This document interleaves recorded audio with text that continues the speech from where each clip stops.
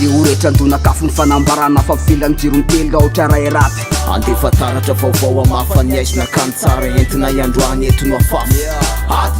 efa nabaribaro etiany rapy iray raty rapirelaty asa misalasala mihitsy mikiva fa tiandray mofeny politsofolola teloatra iray rapy hoya zay makanao kadina arao zandray lalao raha mikifady andao anaty mipitsa betsa ferinara mifesta tsy tiano mitesta atindray niketrika solo tena ny avrasana amity rapitafaray fanery fahiray Nibidabako musika tuye nabiray atsika nekama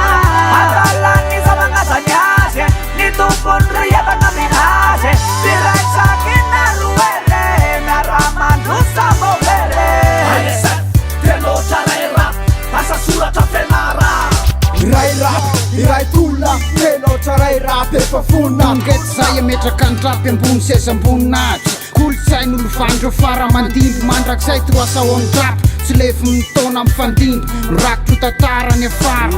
asakaka fa tafafondrona ny fianara TPM poeta mafitrika tsikivy manafatra toeratsy atalana fa fandrindrana fandalinana mirahinany mpiangaly afy aty amin'ny faritra leka Indray sainy mametraka ny avatra aty sainy mametraka ny avy tsy mety ho takatra na dia hita hoe tsy sambatra ary tsy mitsamitagatra ty say ambany tany toetrany mandrakizay tsy miala amle rapirapitsika fa mafitra serliaka matombola mitatasika neneny rap ty mitondra ny heritsika masisika fa matsika nefa miainga amlosika Nibidabako musika tuye